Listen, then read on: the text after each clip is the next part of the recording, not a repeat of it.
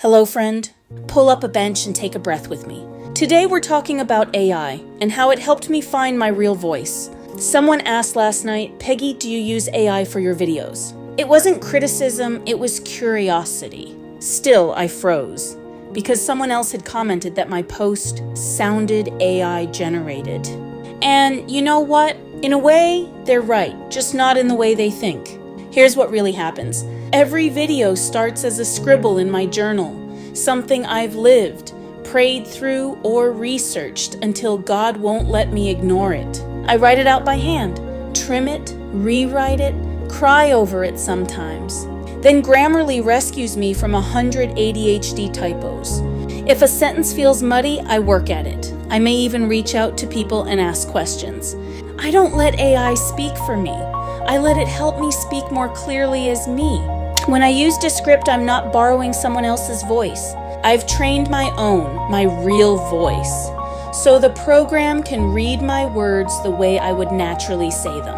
If you've ever cringed listening to your own voicemail, you'll understand why that matters. Recording myself used to make me so self-conscious that I'd spend hours redoing one sentence.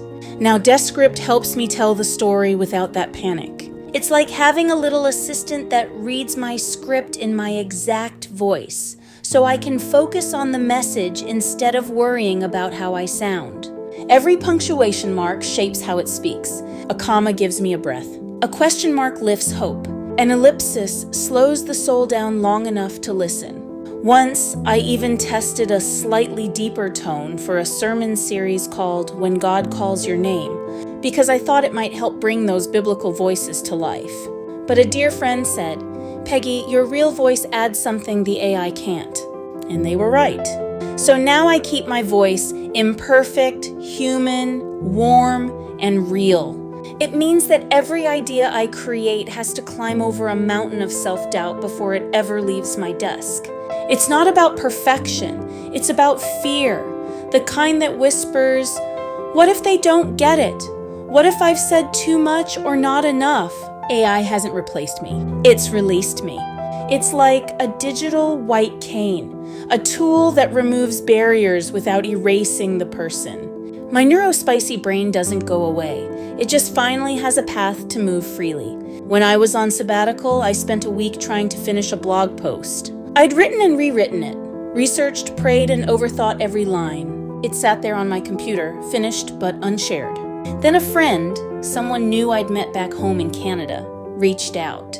We started chatting, and I told her about the blog, what it meant, and why I couldn't bring myself to hit share. Within 10 minutes, she said, Peggy, you've got to post it. And just like that, I did. But here's the part people don't see. That hesitation, that internal wrestling match, happens almost every time. It's an uphill battle that no one else witnesses. In a way, creating videos has become my way through that silence. Speaking to a camera gives me a space where the words can come out before the fear catches up. And the tools I use, Descript, AI editing, they don't silence my humanity, they free it. They let me express what's been sitting in the corners of my mind for years, without those old barriers standing in the way. I once watched a news story about a non-verbal woman who found her voice through an iPad app.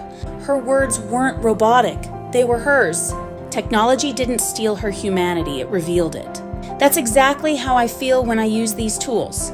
Free, empowered, finally able to express what's been inside for years. When I started, each video took 2 weeks and a few gray hairs. Now it takes a day or two, still slow, still sacred. Because writing is the heartbeat. Each piece is a braid of theology, psychology, and lived experience, crafted for others who learn like me, women who feel too much, think too fast, and love God deeply anyway. Before video, I wrote every day, posts, devotionals, reflections. Then I realized not everyone reads. Some listen, some watch, some just need a voice to keep them company while they fold laundry or fight off self-doubt. That's why I started making videos, not to chase trends, but to make grace accessible. We all learn differently, and that's holy too. So if something I say ever feels off, be like the Bereans. Look it up, message me, let's talk about it. Growth is a team sport for souls. Our task isn't to run from new tools, it's to discern them, use them wisely, and keep our hearts anchored in truth. For me, AI doesn't change my voice. It amplifies the courage to use it. Every creative person has something that used to hold them back. For some, it's perfectionism. For others, fear. For me, a mix of both. AI didn't erase that mountain, but it gave me a path through it. So pull up a bench, ask your questions, laugh with me at the five-legged cat, and let's keep learning together, one authentic voice at a time. My hope and dream is to create a place where we can all grow together. I'm already working toward that with the help of a few amazing AI tools and now a whole publishing company, and I can't wait to share more. Watch for my new book, scheduled for release in approximately 4 months, and for a new platform where we can sit down and chat face to face. As the scriptures remind us, just as our bodies have many parts and each part has a special function, so it is with Christ's body. We are many parts of one body, and we all belong to each other. Romans chapter 12, verses 4-5, NLT. Together, we can continue to learn, grow, and show grace, one genuine conversation at a time. Go with God and always stay spicy. I'm Reverend Peggy, your pastor on a park bench.